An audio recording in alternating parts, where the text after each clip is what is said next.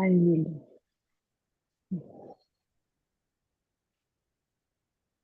Okay, we are live now. Okay. Maybe we start getting people in the meeting room once Andrew comes in. Take it.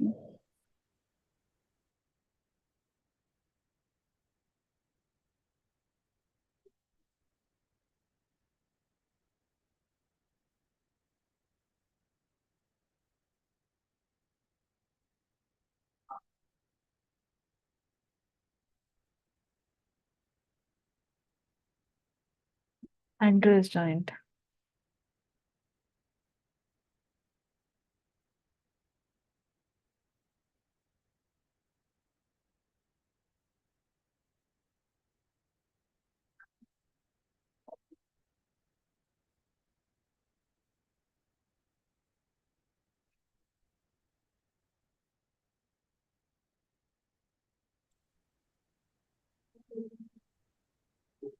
Hi, Andrew.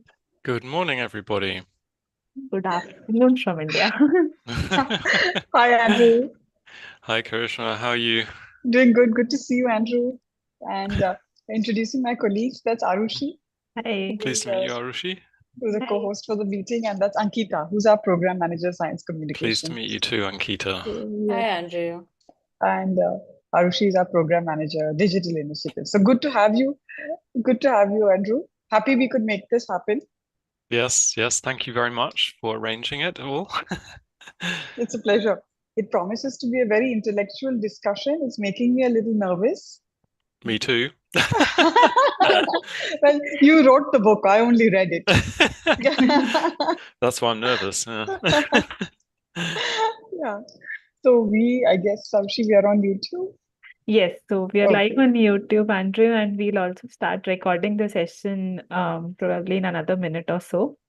And we have few people in the waiting room. Hopefully, people will join in as it reaches 3. Okay, very good.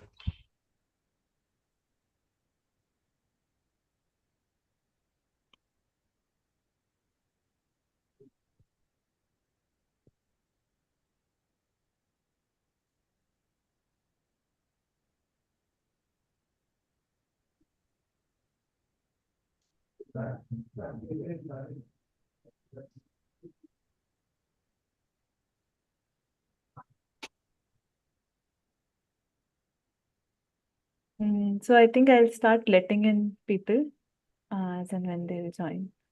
Sounds good, Arushi.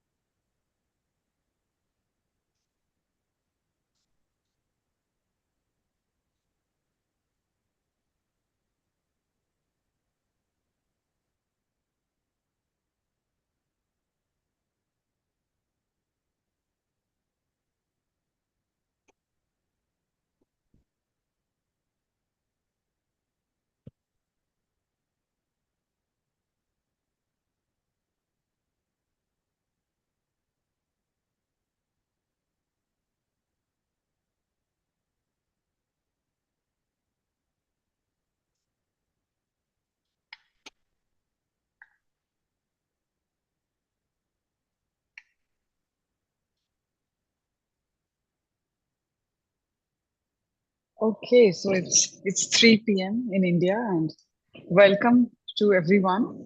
They're slowly filtering in, and welcome, Andrew. Thanks for being here. Thank you very much for having me. Yes, is it morning? Is it morning out there where you are? It's still just morning, yes. Okay, all right. Well, it's always a good time to talk about carbon. It is indeed.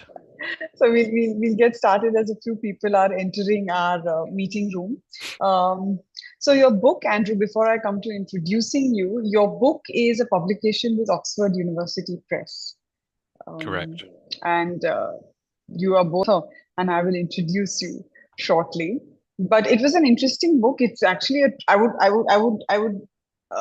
err on the side of calling it a treatise. It was this massive compendium of analysis and arguments, and um, we will talk about a few snippets from the book in today's session. Okay, so it's I think it's time to introduce you. Thank you for being here, Andrew, and thank you to the team, India Bioscience team. I'll introduce them shortly.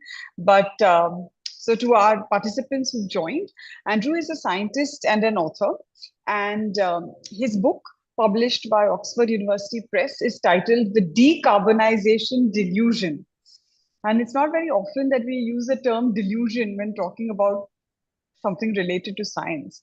But what Andrew has done in his book is turned our conceptions, our tropes, and stereotypes around carbon on its head, and the book offers a very novel perspective to looking at the element carbon. As we know, carbon is much discussed, especially in today's context, and one might almost argue that it's much maligned for its role in climate change. But Andrew argues in his book, through a very detailed analysis, that we might want to be actually looking at carbon instead of the popular trope of looking away from carbon, as we look for answers for sustainability, upcycling, recycling, sustainable living, and mitigation of climate change, and so on. So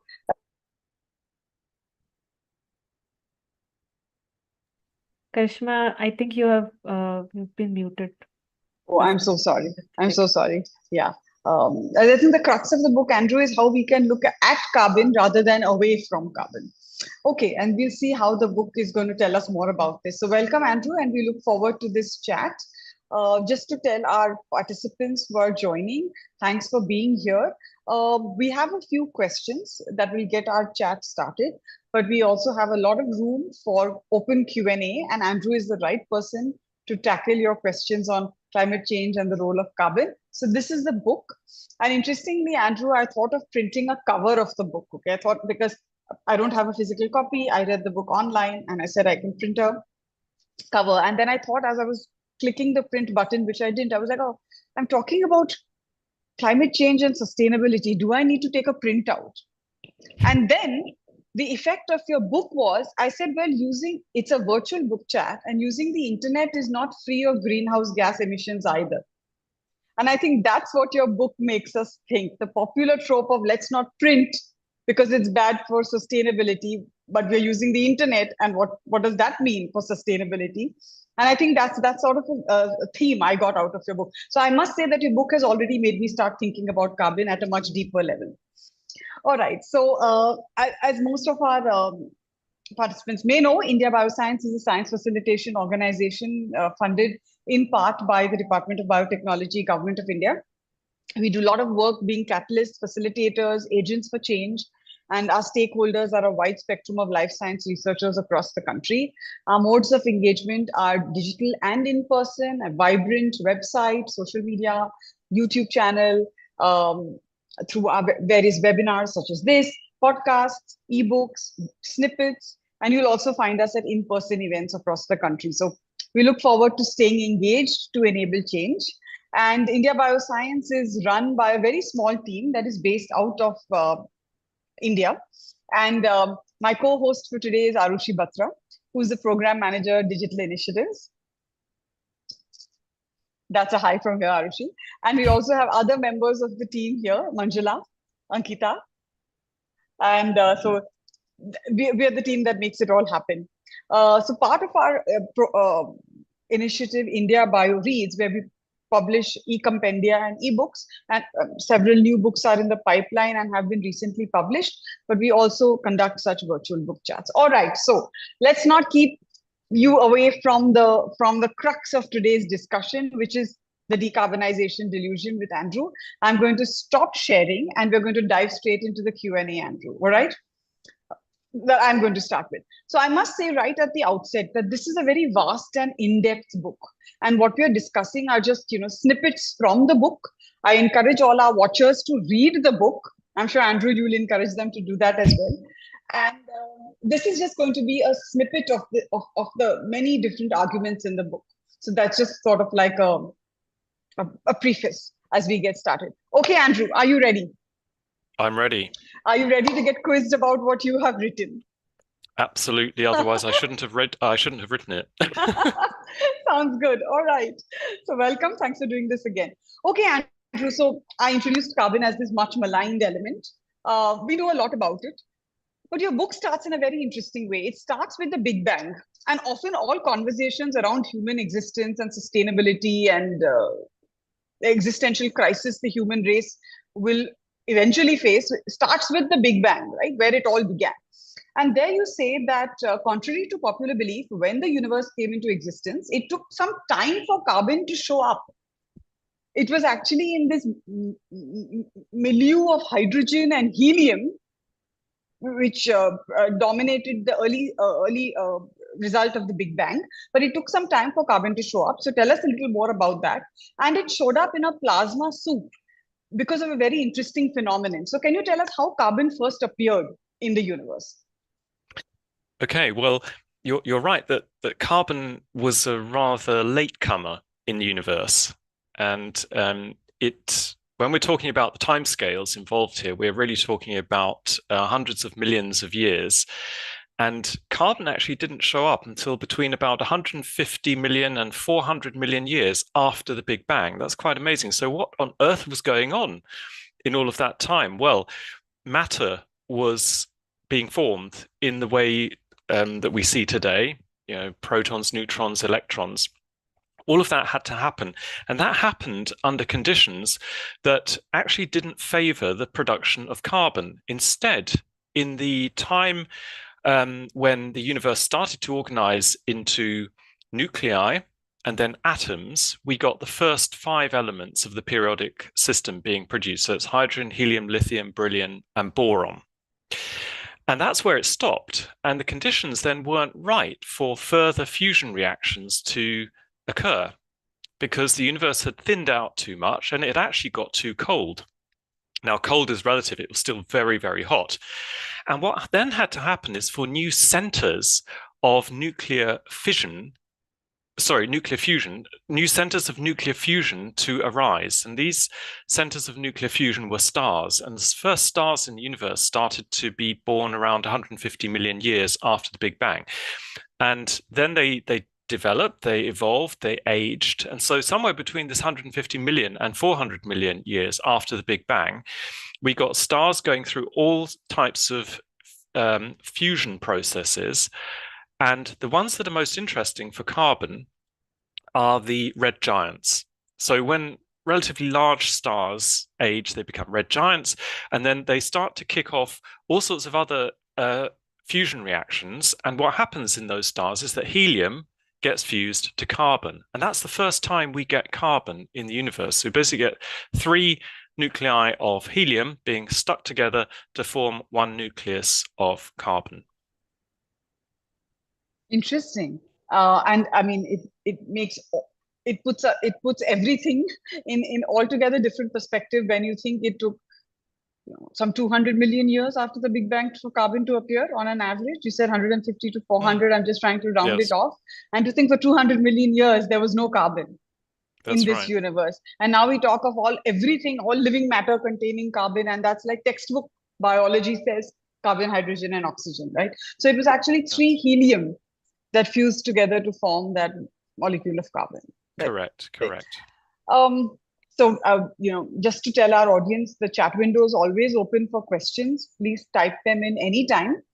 But, moving a little bit into carbon's versatility, right? Now, we've talked about how it appeared several million years ago, but several million years after the Big Bang.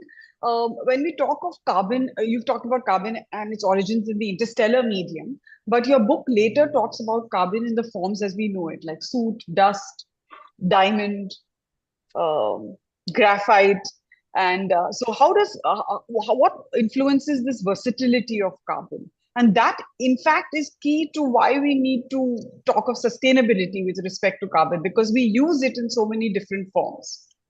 So why is carbon so versatile? Right. You're absolutely right there. Carbon is very versatile. I'll tell you why in a nutshell, I hope. The interesting thing about carbon is as soon as it started being produced, it started to flood out into space. And the really interesting thing is carbon and its compounds became the most common element and compounds in the so-called interstellar medium.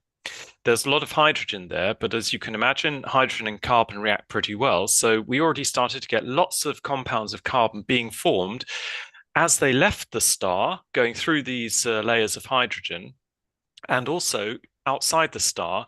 And we also got things like dust particles, these little soot particles being formed. So the universe is actually full of elemental carbon in various forms and carbon compounds. Now, why does this happen? Well, this obviously happens in the absence of any life. So there is something special about carbon in the absence of life.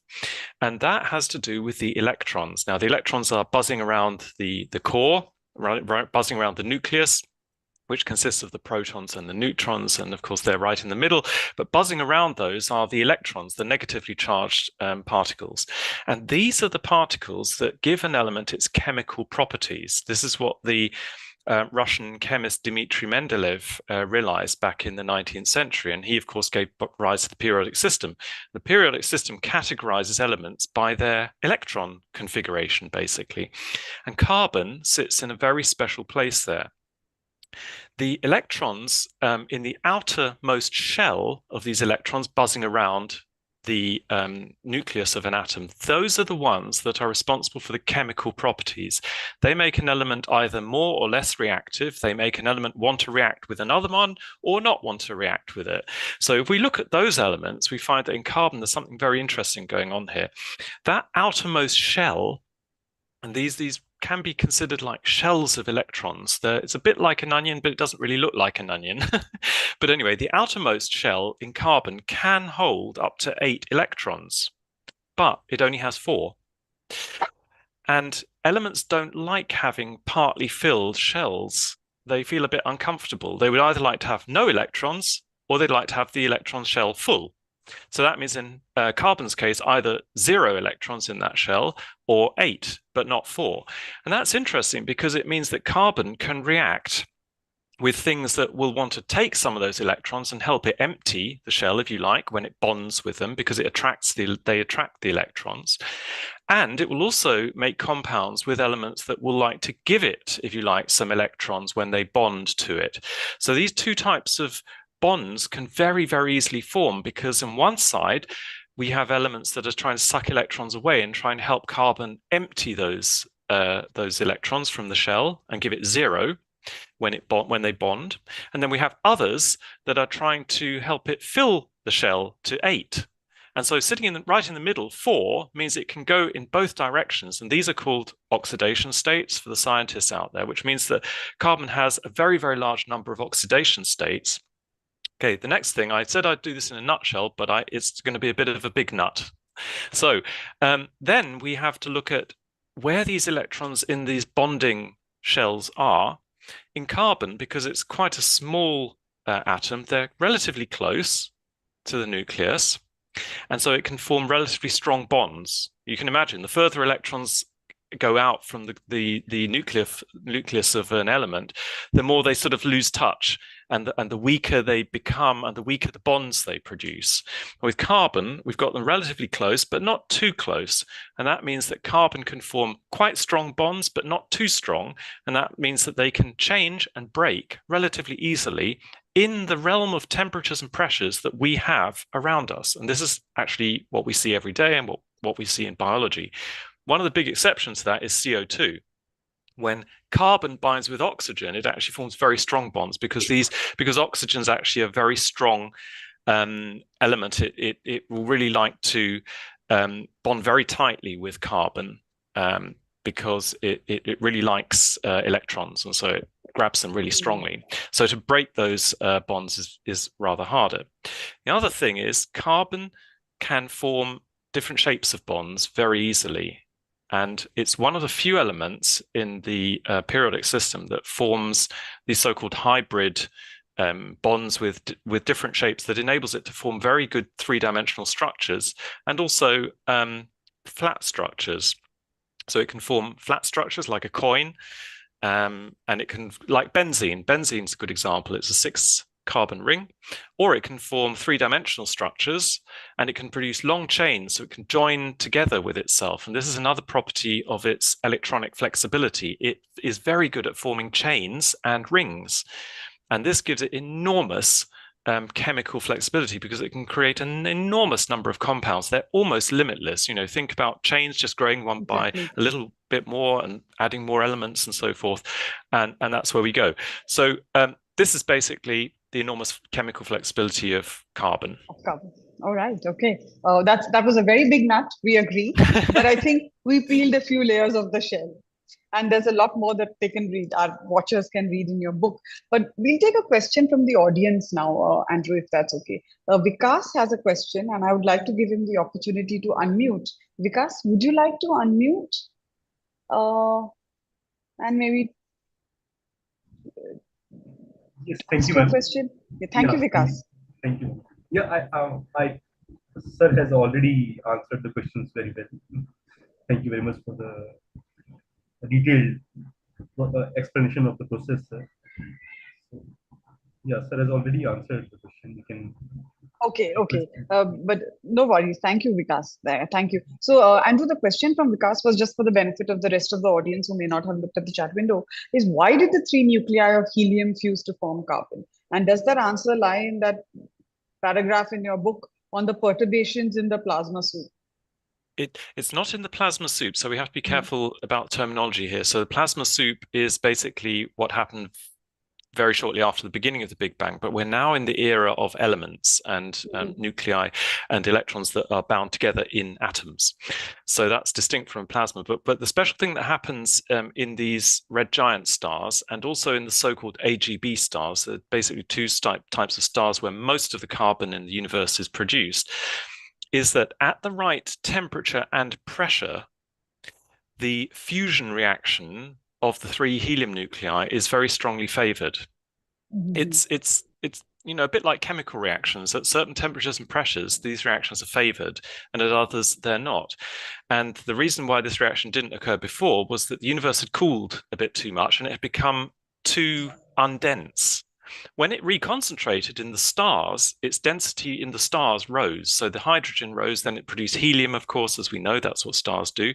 And then somewhere between roughly the middle, it's somewhere between the core of the star and the outermost layers, there's a point, and it's at about 1 billion Kelvin, which is like very, very hot. So at about 1 billion Kelvin, and I don't know how many megapascals it is, but it's very high pressure as well. Now at that temperature and that pressure, we get the 3 helium nuclei being squished together and successfully forming carbon.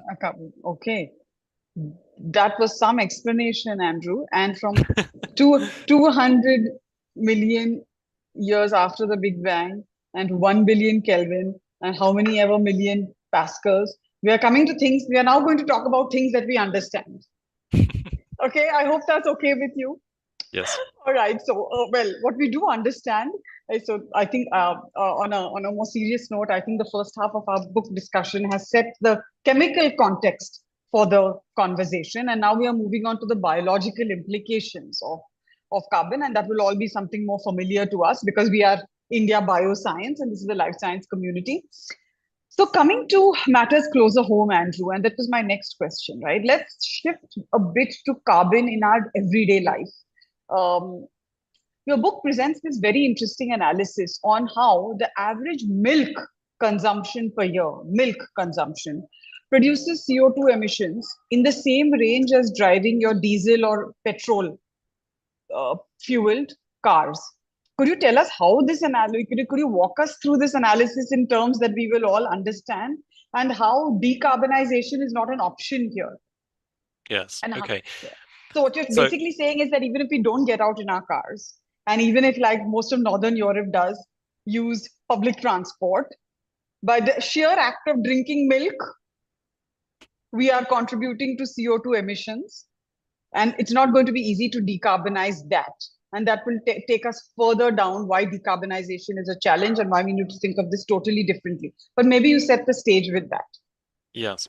So I'll also make a definition here at the very beginning. So when we talk about the impact of agriculture, we need to speak about CO2 equivalents, because we know that agriculture releases other greenhouse gases, but these can be quantified in terms of their equivalence to CO2. So it's a bit like having a correspondence. So we know this amount of CO2 has an effect that this amount of methane has, and this amount of nitrous oxide, for example. And then when we look at agriculture, we find, and this is substantiated by a few research papers now, but the first one came out a few years ago and it made headlines. It was when you do the analysis of all of the stages in the production of 1 liter of milk, you come to the conclusion that the amount of emissions that have been made are the same as the equivalent in CO2 of the burning of 1 liter of petrol. So 1 liter of milk is equivalent in CO2 equivalent emissions to the burning of 1 liter of petrol, gasoline. And that was quite astounding, but it seems to make sense. And when we look at those emissions, we see that actually very, very large part of them, possibly most of them, are methane emissions. And as we know, methane has a much stronger greenhouse effect than CO2. So you don't need to release much methane to have the same effect as CO2 over 100 years. And this is the global warming potential over 100 years. There are different measures, but let's concentrate on this one first because it's the most commonly used. And latest research shows that methane has about 32 times the global warming potential of at 100 years, over 100 years, as CO2. So we need to keep an eye on this. We certainly shouldn't be releasing unnecessary quantity. Animal farming is one of the largest, in some sectors of agriculture, actually the largest source of methane from agriculture, and possibly actually methane from anthropogenic activities at all. That means, seen across the world, agriculture is actually the largest single source of methane. And it's a big problem.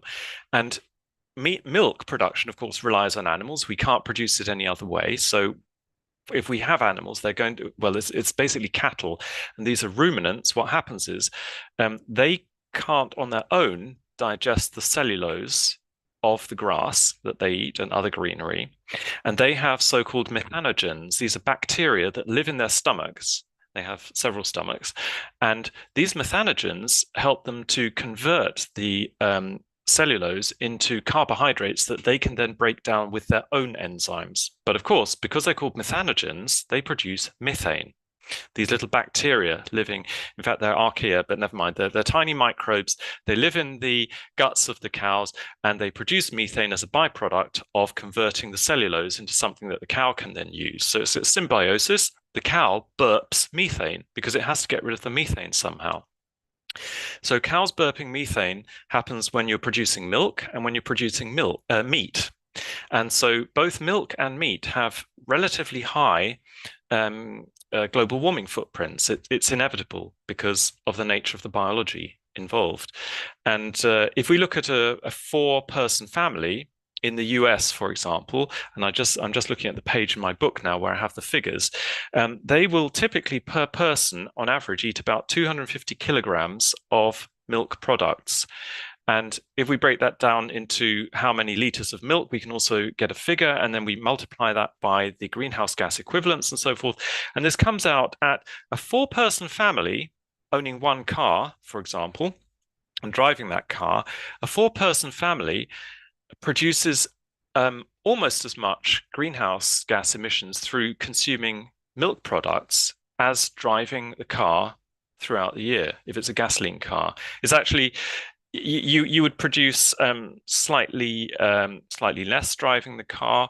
Sorry, you produce slightly more if you drive the car on average for an average of a year. You're producing slightly more CO2 than if you're eating that amount of milk per family. But still, we're in the same ballpark here. That means they're very, very close to each other. The greenhouse gas impact of milk product consumption and of driving a car using fossil fuel. Without leaving the house, without, milk and meat consumption, Yes. equals, or the greenhouse footprint is almost the same as conventional car being driven around for a year That's right. You by a don't need to family leave. You for. don't need to leave your house. And if you eat milk products, and then additionally you eat meat products, you're actually producing a greenhouse gas footprint that is considerably more than driving a car per year. That's really interesting. And on a lighter note, I must say we totally got that because we are life scientists. So the distinction between bacteria and archaea, the methanogens in the gut, and the methane as a byproduct of their reaction in their many stomachs. Ruminants have multiple stomachs. We totally got that. So we are happy. We are now entering territory that is, we are finding middle ground. We are getting there. Okay, so what if I mean, deviating a little bit from the book here, let's take Vikas's question and then I'll ask you a very naive question. But let's take Vikas's question. Thank you, Vikas, for your second question. Vikas asks, where did the, and so going back to the fusion reaction, where did the energy produced move? Since energy can't be created nor destroyed, where did the energy produced in the fusion reaction move to? Correct. It became released as photons. So this is basically the Einstein's E equals mc squared. And when you get fusion of nuclei, you actually get a compound nucleus being formed that is of lower mass. And the mass difference basically gets radiated as photons. And that's the heat and the light that comes from the star. I see. All right. That's a great question, Vikas. And thank you for answering that, Andrew. And then Anju asks a question on something we just spoke about now, is why should methane cause more warming than CO2? That's a very good question. And I tackle it in my book. And basically, it has to do with the chemical structure and the amount of vibrational modes that the molecule has. So I won't go into the detail. I'll try and keep it simple now. But basically, many molecules vibrate in particular ways when they absorb infrared light or infrared. Now, infrared is what we experience as heat. Mhm. And it can be absorbed and given off again. And this is what many molecules do. They absorb it and they give it off. But methane has more ways of absorbing it and giving it off than CO2. So it actually acts as a potentiator. It can sort of traffic, as it were, more infrared through itself because it has more ways of vibrating, partly because it's actually a three-dimensional molecule, where CO2 is a linear molecule. So if you think about degrees of freedom of vibration, then in a linear molecule, you have fewer than you do in a three-dimensional molecule that is tetrahedral. So methane is tetrahedral. That gives it actually, if you work it out mathematically, which I'm not going to do here, but it has more vibrational modes, so it can actually store more energy in its vibrational modes than CO2 can. That's the basic reason. Okay, that's a good question, Andrew. I hope that got answered. And thank you for correcting me on the formula. I think I needed to have revised my chemistry a little more before this session. But I was caught up in reading your book. Okay, Andrew. Okay. All right. So, Andrew, let me ask my naive question here. Let me put it. If we say milk and meat products cause these greenhouse equivalents or greenhouse emissions, this footprint, why don't we do all shift to almond milk, soy milk? How would you counter that? It's a good question. And in fact, switching to a vegetarian diet can actually, well, let's look at the vegan diet first. So switching to a vegan diet, if we're really strict, can save us at 70% of our emissions. If we switch to a vegetarian diet, we're still around about 50%. So we're still doing very, very well. And so that sounds okay on the face of it, but we need to be very careful what we are eating instead of animal products. We can't just say, okay, we're going to eat what we like in the vegetable realm, and that's okay, because that won't actually achieve the big reductions that we want unless we're really careful. So we could try to subsist mainly on almond milk and all sorts of other lovely things that are very costly to produce in terms of land usage, energy usage, and water usage. And then, of course, we will not have a very positive effect at all. We might actually have a negative net effect. Mm-hmm. So I think we need to be, okay, I'm going to introduce another principle here that's absolutely fundamental to us actually managing to survive much longer on this earth. And that is, as well as doing the right things, we need to do them in the right quantity, which means not excess. We need to avoid excess. We need to limit ourselves. We need to think first, what's the minimum that I can get away with in my life and still live and be okay as a human? And unfortunately, many people are thinking completely the opposite direction. That's not going to work. Interesting. Okay, so it's if I could ask you to repeat what you just said, it's not what we are doing, but how much of it we are doing. Yes, pretty much, because you can take any technology you like, and if you do too much of it, you're going to damage the planet in some way. And some technologies are worse than others. But one conclusion that I came to through my 3 years of writing this book is that there is no such thing as sustainable technology. There is only sustainable behavior with technology. So when you hear people saying, oh, there's going to be a breakthrough, we've got this new sustainable technology, that can't be true. It's so Sustainable dependent on our behavior with it. Yeah. with it, exactly. All right, that's a very interesting nuance that you've brought in. And we will continue this milk conversation a little bit with Arushi's question. Which, so what would be this is a really nice time that she's introduced it, because I was going to actually come to it at the end of it. What is the greener and right alternative to drinking milk, or drink less milk? Yes, it's partly to drink less milk, because if you immediately cut your milk consumption by half, you know exactly how much you're going to cut your CO2 equivalent Greenhouse. emissions. Yeah, it's Okay. mathematical. What you can do then is to try and research some alternatives that you can be sure are better per liter than milk. And one that I know is oat milk. So Oat we milk. actually drink oat milk now, but unfortunately we still do eat cheese. We've given up meat, but we do still eat cheese. It's maybe a luxury, but when it comes to milk, we have tried to get away completely from milk and only drink oat milk. But as I say, that's only part of the problem, and we certainly, as a family or a pair, we certainly haven't solved this problem. Far from it, I'm afraid. That's really interesting how your research is actually translating into your practices, personal practices. All right. Okay. We will move a little bit further, take the conversation from milk to going to buy milk.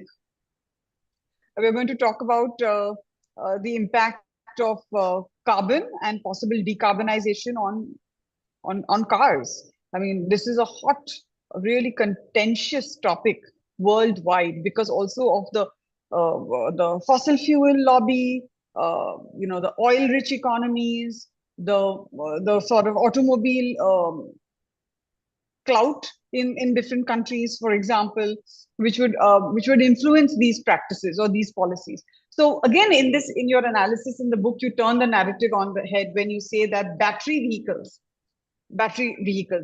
are not, in fact, not better than our standard combustion engine vehicles like diesel or petrol. And the difference being car usage versus car manufacturing. And can you tell us more why you feel battery vehicles might actually not be better? Okay, first I'll start by qualifying. I believe that, as with all technologies, it's our use that determines whether they're going to be better or worse. So if we use electric vehicles correctly, then I think they are definitely a part of the technology diversity that we need to continue living as a human species on this planet. What I am very skeptical about, and I have the figures, is that we are actually creating here a successful technology to cover all bases, as it were. If we think that we are going to continue driving as we are today, but with a completely different technology, 100%, that is the battery electric car, that is not going to work, because the analysis shows that there are many, many areas of the economy, particularly of the economy of production, that are actually more damaging to the environment than even fossil fuel consumption, and certainly much more damaging than the development of synthetic fuels and use in combustion engines. Now, this comes as a very big surprise to many people, because many people have actually turned against the combustion engine. They think it's already an outdated technology, it's filthy and all of that. Unfortunately, that is clouded by a lot of untruths. But the basic point here is, I believe we need to preserve technology diversity, which means that in the drivetrain area, we need to be still researching combustion engines and alternative fuels for them that also produce fewer emissions, and that ideally would produce zero CO2 emissions, because they would be fully synthetic with renewable energy. We also need to be looking into electric vehicles to make sure that we are producing them with the least environmental impact, because most of the we call it in German a rucksack. It's a rucksack, something that an object carries around with it from its beginning, from its production process. And this is a rucksack that sort of weighs it down, and it needs to get over this in competition with others that are in the same technology area. So when we're talking about cars, an electric car would have a big rucksack when it starts its life because it's consumed a lot of minerals to make the batteries and the associated electronics. Those minerals have been mined from the earth with massive amounts of energy, most of which is fossil at the moment still, and also massive amounts of water, and have also created massive amounts of environmental degradation. It is true, we can't avoid that. Mining is dirty. And that is the rucksack that this car carries around with it. So if we drive it long enough, far enough, of course, then we're going to make up for this rucksack somehow. And we're going to make that car better than the fossil fuel burning car, or even the car burning synthetic fuel. But until we reach that point, we've still, got to bear in mind that rucksack and all the damage it's done. And this is my problem. The calculations have not really been done and made public in this area. I've done it in my book now. And I can say that if we compare battery electric vehicles with the state-of-the-art technology that we have today with similar cars running internal combustion engines with renewable CO2 neutral fuel, the electric vehicles do not come out well in terms of environmental impact or human health impact. They are actually many times worse or many times as bad as the combustion engine vehicles running on e-fuels. Interesting, because what you're saying, the analysis that when we say, oh, battery is better, hybrid is better than using standard petrol, diesel, is hybrid yes. Hybrid possibly is. Yes. The scenario that I take is a global economy. I look at the global economy and see what would happen if we did this, say in 2030, if we had a whole global economy making BEVs, battery electric vehicles, and driving them, or compare it with a whole economy making ICEVs with e-fuel and driving them. What would the balances look like? Where would we have these sort of break evens beyond which it's better to have an electric car and drive it? So it's all to do with the amount of kilometers you travel per year and also in the lifetime of the car, because of course cars age.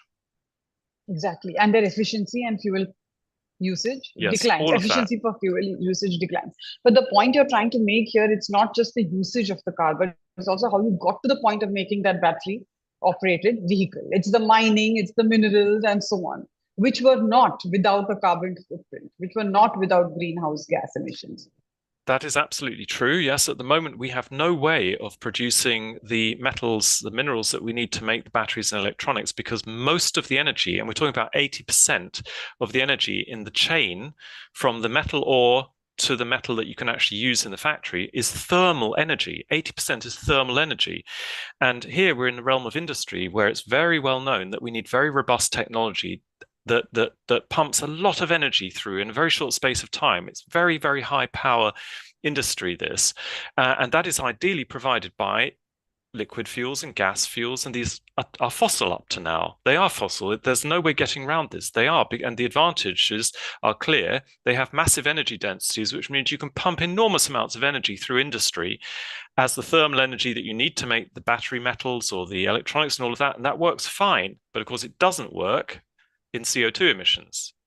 And that's where we need to crack this nut. We need to get those massive throughputs of energy through industry to make these things that we've just talked about, but without using fossil fuels. And we're talking about thermal energy here. So where do we get those massive quantities of very concentrated thermal energy from?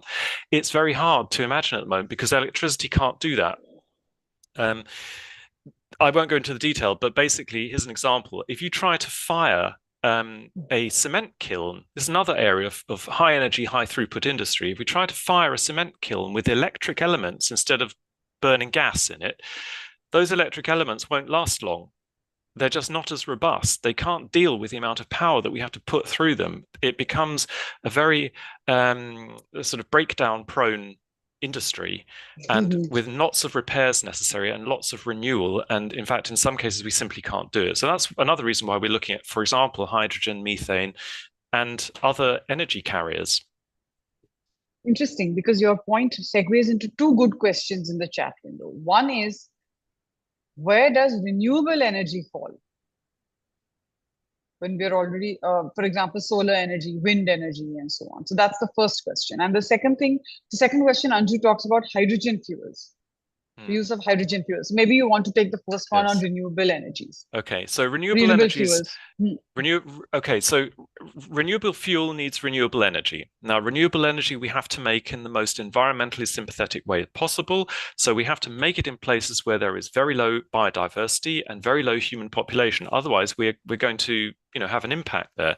This is why many countries are looking at deserts with a lot of sun, and preferably also with a lot of wind, because then you can, in the night, you can make wind energy. In the day, you make solar energy and wind energy. And so you tend to even out a bit more. And that's absolutely crucial.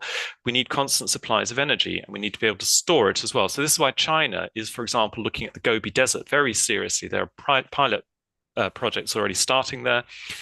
So centralized production of energy in places with very high levels of natural energy, sun and wind, and water in some countries. That's necessary to feed an industry that needs to make intermediate storage compounds, such as these synthetic fuels. If we don't have this free energy, we can forget it, basically.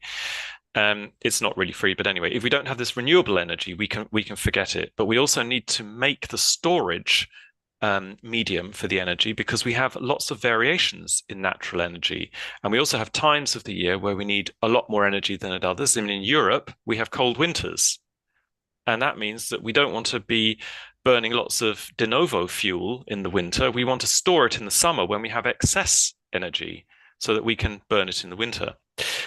So that's a bit about the renewable fuel question.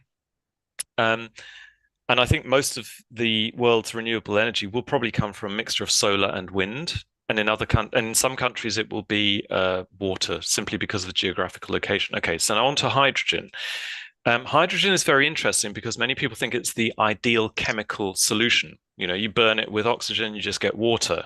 That's actually not quite true. You actually also get nitric oxide, so NOx, because from any combustion process in oxygen with nitrogen present, you are going to get some of that still. Okay, so it's not quite chemically perfect, but it's about as close as we can get realistically. But then we need all of the infrastructure to compress and cool the hydrogen to store it in any appreciable quantity. We then need very special pipelines to transport it. We then need pumps and valves and intermediate storage containers. And this whole infrastructure is, to cut a long story short, incredibly expensive, incredibly high tech, actually incredibly prone to leakage and breakage. Just to give you an example, hydrogen is such a small molecule, it can actually burrow into the surface of metal. And this causes hydrogen embrittlement of steel. And because of that, it's actually a very short-lived infrastructure. So when I looked at the lifespans of the components of the pure hydrogen infrastructure, we're looking at a maximum of somewhere between 30 and 50 years. In fact, 50 is maximum. We're probably more around about 30 years. And some components are as little as 10 years lifespan. Compare that with liquid fuel infrastructure, which is what we have today, unfortunately running with fossil fuel, but we could fill it with renewable fuel. So we're talking about an infrastructure that has a life of about 70 years at least. So there's a massive difference there. And we don't actually leak very much of the product through that infrastructure. In the hydrogen infrastructure, we can actually be into very, very large leakage losses that massively reduce the efficiency of the whole operation. So once again, the argument is in the nuts and bolts. It's in the valves and the pipes. It's not a macro argument, but it really needs to get into some granularity. Yes, I mean, one of the convenient ways of getting around this is to use a hydrogen carrier. So instead of using pure hydrogen, use a carrier, and an ideal carrier is carbon. There are other chemical carriers, and this is the realm of power to X. Basically, we can make different chemical compounds as energy carriers for hydrogen. And carbon is really convenient for that because life has already done it for us. Life has already shown us all of the carbon compounds that it uses as energy carriers at ambient pressure and ambient temperature, thereby saving a lot of infrastructural energy. All right. Okay, Andrew, that sort of sums up the 4 questions I prepared for you. I had to prepare asking a question, I don't think you have to prepare the answers much because you wrote a whole book on it. But Andrew, I'm going to put you a little bit in the hot seat now. And hot being the pun, the mega pun, okay, with the carbon. So just go with me on it. So the hot seat is two questions for you, Andrew. One is, hypothetically, you, as we wrap up, okay, we are going to want to end this on a bang, just like we started with the Big Bang. All right. So hypothetically, you are appointed as a energy consultant to a country, a rich, diverse country with a burgeoning population. What are three recommendations you would give at national policy level based on your findings in the book? And the second question is, you have a young ecopreneur who is very conscious of their carbon footprint. And what are three recommendations you'd give to them at individual level that they can implement? So one at national level, and one at, so first three recommendations would be at national level, and the other three would be at individual level. How much time do you need to prepare for this, Andrew? Okay, I'm almost there actually. So one is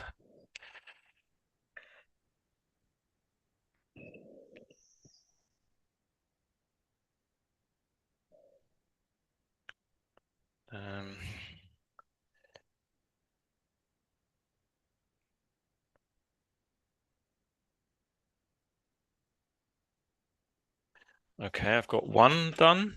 The first one I've got done, and now the entrepreneur who wants to reduce their CO2 footprint. Okay.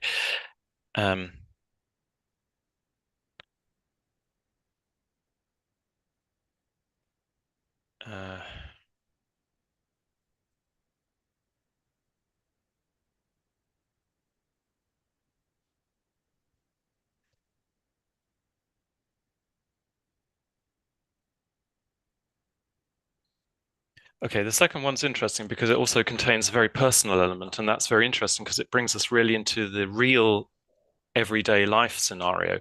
Okay, so sometimes politics is seen as rather distant from everyday life, and that I think is one of the problems. We need to think a bit more long term. So here are my three policy recommendations for the leader of a country, for example. One, preserve technology diversity. If you cut technology diversity, you are very badly equipped to deal with the surprises and massive challenges that a crisis will throw at you. And that's what we have now. So that means don't stake all of your cards on one technology in cars, trains, planes, whatever it is in your economy. Keep the diversity. Two, try to develop new cradle-to-cradle industries. These are industries based on the different principle from the traditional cradle to grave. In other words, we make something, use it, throw it away, and then maybe try and recycle a little bit of it. That's no good. We need to be making things with the aim already designed into them of mending them, replacing components, and easily recycling them at the end. So that's the kind of economy we need. I believe we can have really thriving financial economies doing that. We just haven't done it yet because we're fettered by culture. Number three, for the policy recommendations, transdisciplinary research. We are humans. We behave in particular ways with certain technologies. So we're not going to get things right if we only concentrate on the technology side. We need to concentrate on the behavior side as well. So I would like to see large transdisciplinary consortiums in research in the areas of science, technology, and social sciences, all in one. So they are talking to each other and finding out better ways of running the society in that particular country. Okay, now to the young entrepreneur to reduce their CO2 footprint, try to do virtual meetings and work from home whenever you can. That's a clear one, right? Travel by train where you have to travel, or travel by some other low CO2 means, and maybe even catch a lift.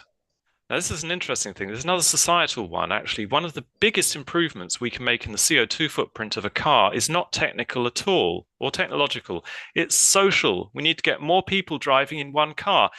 I mean, in India, you probably don't see so much of this, but in Europe, we see so many cars driving around with just one person in them. What a waste.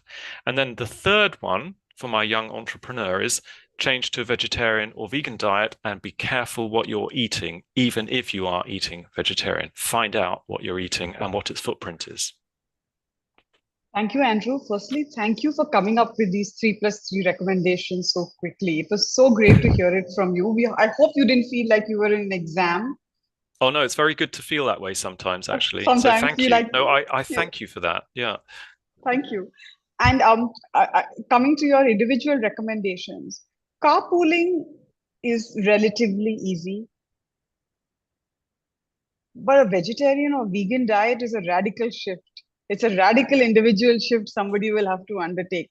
So, just to wrap up, when you recommend this in Europe where you live, what kind of responses do you get to people thinking that what's on their plate can determine how many more years of human existence or how many more years of the way we know it, human existence, the way we know it, this reliance on fossil fuels and so on. So, Yes. what's the kind of pushback you get?